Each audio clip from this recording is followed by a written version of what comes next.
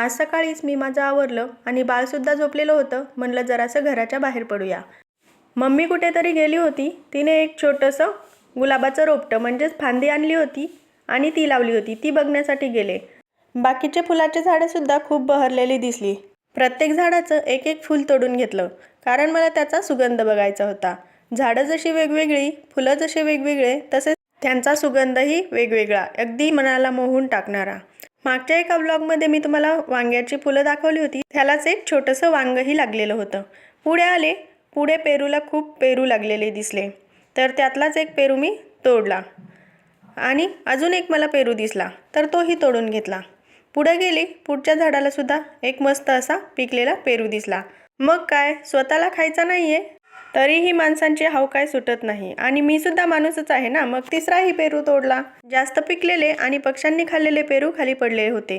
सीताफळाचे सीताफळ संपले होते. आमच्या लहानपणी हा लावलेला चिक्कू, पण तोही माझ्यासारखाच छोटा, तो काही खूप मोठा झाला नाही.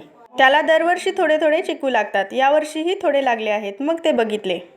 चिक्कूसुद्धा बघून झाले.